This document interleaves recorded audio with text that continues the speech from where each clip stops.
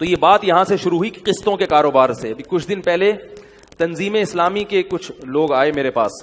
تنظیم اسلامی بہت اچھا کام کر رہی ہے درس قرآن. میں نے بتایا دنیا میں کوئی بھی تنظیم ایسی نہیں ہے جو 100% صحیح ہو. تو میرے اس بیان کا یہ مطلب نہ لے لیں کہ میں تنظیم اسلامی کے خلاف ہوں. ایک عالم نے مجھے بتایا جو تنظیم اسلامی میں تھے کہ تنظیم اسلامی کچھ مثبت ایکٹیویٹیز ہوتی ہیں ان کی کہ بھئی اب ملک میں بے حیائی کے خلاف جو ہے نا وہ ایک کمپین چلائیں. تو اسی طرح انہوں نے کمپین چلائی سود کے خلاف. سود کے خلاف کمپین چلائی. آپ نے دیکھا ہوگا جگہ جگہ پوسٹر لگے ہوئے تھے. بہت اچھی کمپین تھی وہ. میں بھی خوش ہوتا تھا یار ماشاءاللہ یہ لوگ بہت اچھا کام کر رہے ہیں. تو مجھے اندر ہی کے بعض لوگوں نے بتایا کہ اس کمپین میں انہوں نے ساتھ ساتھ اسلامک بینکنگ کی مخالفت بھی شروع کر دی اور قسطوں کے کاروبار کی بھی, کہ یہ بھی وہی ہے, کوئی فرق نہیں ہے. اور اس سے کیا ہوا کہ لوگ علماء سے بدگمان ہونا شروع ہو گئے. کیونکہ علماء کیا کہتے ہیں قسطوں کا کاروبار کیا ہے. اب کیش پہ کوئی چیز ہمیشہ سستی ہوتی ہے اور قسطوں پہ مہنگی. تو وہ کہتے ہیں دیکھو ادھار پہ نفع اٹھا رہے ہیں تو یہ کیا ہو گیا, سود ہو گیا.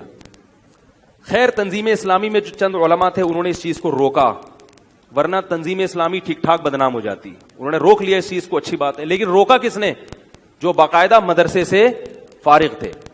بھئی ایسا نہیں ہے. تو میں یہ عرض کر رہا ہوں کیوں اخلاص ہونا کافی نہیں ہے.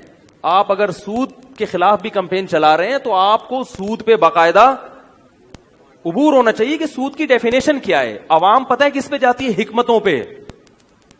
عوام کہتی ہے دیکھنے میں چونکہ ایک جیسے لگ رہے ہیں, کیونکہ سود کا مقصد جو ہے یعنی سود میں جو خرابیاں ہیں وہی قسطوں کے کاروبار میں خرابیاں پائی جا رہی ہیں. بھائی وہ بھی ادھار پہ نفع اور یہ بھی ادھار پہ نفع. تو یہ کام علماء کا ہے کہ وہ خرابیاں یہاں ہیں یا نہیں ہیں.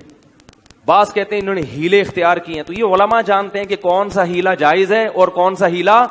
عوام کے پاس یہ حیرت کی بات ہے کوئی ڈاکٹروں کے کام میں ٹانگ نہیں اڑاتا, حکیموں کی فیلڈ میں کوئی ٹانگ نہیں اڑاتا, انجینئر کے کام میں کوئی ٹانگ. اب یہ جو انجینئر یہ بنا رہے ہیں نا گرین بس کے لیے پل بن رہا ہے, کبھی دیکھا کسی فنٹر کو جا کے بول رہا ہوں میرے حساب سے یہ پلر یہاں نہیں آنا چاہیے قرآن حدیث کی روشنی میں؟ وہ بولے گا جا بھائی اپنا کام کرے یار. کوئی بھی نہیں سنے گا. سعودی عرب میں بھی نہیں سنتا کوئی. جو کہتے ہیں نا سعودی عرب جو ہے نا بالکل قرآن حدیث پر عمل کرتے ہیں, وہاں بھی مفتی کا فتویٰ مانا جائے گا.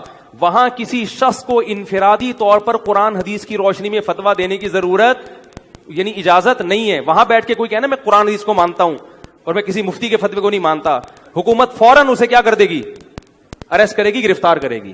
تو کون ہوتا ہے یہ اتنے جو ہم نے ادارے کھولے ہوئے ہیں, یونیورسٹیاں کھولی ہوئی ہیں, یہ بیکار کھولی ہوئی ہیں. یہ صرف ہمارا ملک ہے جہاں فری جھوٹ ہے. کوئی بھی اٹھ کے جعلی حکیم بھی بن جاتا ہے, جعلی ڈاکٹر بھی بن جاتا ہے اور جعلی مفتی بھی بن جاتا ہے. اور پبلک کہہ رہے ہیں بات چونکہ دلیل سے کر رہا ہے لہذا اس کی بات میں دم ہے. تمہیں پتا کیسے چلا کہ دلیل سے کر رہا ہے کہ نہیں کر رہا؟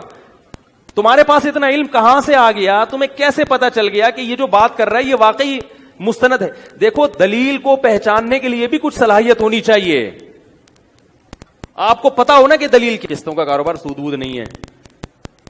تو یہ جو کہتے ہیں نا کہ سود ہے اور اس میں یہ تو ویسے ہی ہے, اس کی اتنی بے وقوفوں والی دلیل ہے یہ, اس کو سود قرار دینا. بھی میں اس پہ جاؤں گا تو بات یہ جو قرآن میں آتا ہے نا احل اللہ البیع وحرم الربا, جب سود حرام ہوا ہے نا تو مشرکین نے یہی اعتراض کیا تھا کہ قسطوں کا کاروبار تو جائز ہے بھائی اور سود حرام ہو گیا. تو اللہ نے اس پہ آیتیں نازل کی احل اللہ البیع, بے حلال ہے کیونکہ اللہ نے حلال کیا اس کو, چاہے وہ قسطوں پہ ہو یا کیش پہ ہے تو وہ بے. جب خرید و فروخت کا ایگریمنٹ ہے تو وہ جائز ہے, اور ربا کیا ہے, حرام ہے.